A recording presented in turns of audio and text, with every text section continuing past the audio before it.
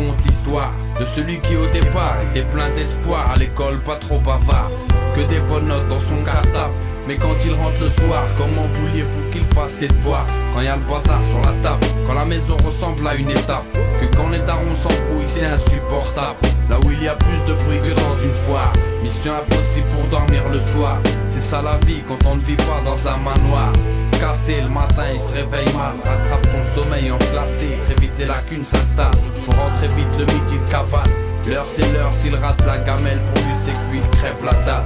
C'est la devise d'une mère impatiente et immorale, qui se fiche de la santé de son fils et de sa vie sociale.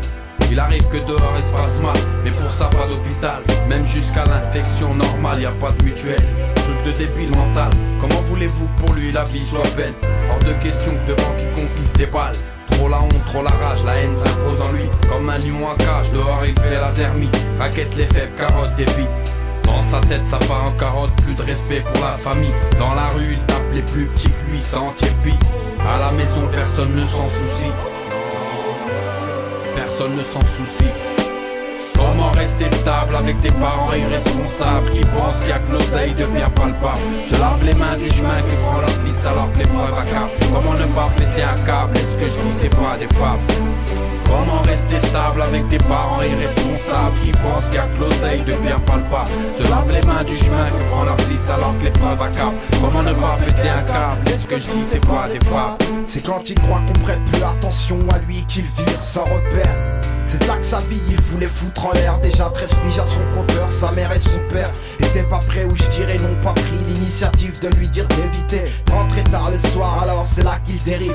Petit à petit il prend la confiance et dans le piège s'enfonce. Est-ce qu'il savait qu'à minuit c'était que le début des ennuis, l'heure où tout le monde est excité, où l'envie du yépi nous saisit. Quelques années plus tard écoulées, dans sa scolarité il a bugué, c'est ce qui arrive quand on veut jouer le rôle du mec qui a coulé.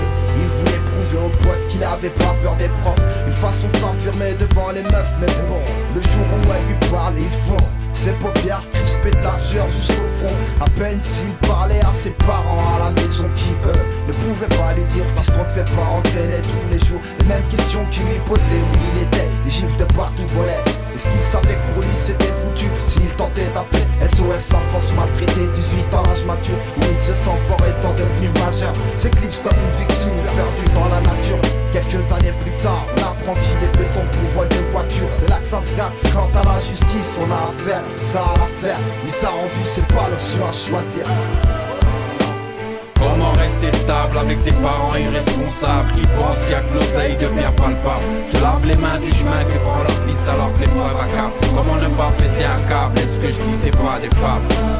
Comment rester stable avec des parents irresponsables qui pensent qu'il y a que l'oseille de bien palpable, se lavent les mains du chemin que prend leur fils alors que l'épreuve accable. Comment ne pas péter un câble, est-ce que je dis c'est pas des fables? Ça cogite beaucoup dans sa caboche à chercher l'erreur, à qui la culpabilité, à qui les reproches. Les parents sont-ils en pleurs, ou est-ce seulement une bouche en moins à nourrir? La rage se ressent lorsqu'il s'y à lire ces petites lettres qui lui donnent plutôt l'envie de mourir, ou de sortir pour encore plus de délire, de tout rafler, rattraper le temps perdu avant que sa vie n'expire. Mais pour l'instant la sienne est moche, manque de thunes en poche, juste d'amertume vis-à-vis de ses proches. Là où il est, y a pas de vue sur avenue Foch, loin des rêves qu'il faisait quand il était mioche, devenu dépendant de ceux à qui tout le monde s'accroche. Il rêvait du bon plan mais pas question de sacoche, le tout était seulement de ne pas rater le coche. À sa sortie de son prix, il se rachète une conduite, il reconstruit sa vie histoire de mieux prévoir la suite. Pas de tendresse, victime de ses parents trop abusifs, visant le lucratif, ainsi le laissant grave en manque affectif. Comment rester stable avec des parents irresponsables qui pensent qu'il y a que l'oseille de bien palpable, se lavent les mains du chemin que prend leur fils alors que l'épreuve accable. Comment ne pas péter un câble, est-ce que je dis c'est pas des fables? Comment rester stable avec des parents irresponsables qui pensent qu'il y a que l'oseille de bien palpable, se lavent les mains du chemin que prend leur fils alors que l'épreuve accable. Comment ne pas péter un câble, est-ce que je dis c'est pas des fables? Comment rester stable avec des parents irresponsables qui pensent qu'il y a que l'oseille de bien palpable, se lavent les mains du chemin que prend leur fils alors que l'épreuve accable. Comment ne pas péter un câble, est-ce que je dis c'est pas des fables? Comment rester stable avec des parents irresponsables qui pensent qu'il y a que l'oseille de bien palpable, se lavent les mains du chemin que prend leur fils alors que l'épreuve accable. Comment ne pas péter un câble, est-ce que je dis c'est pas des fables?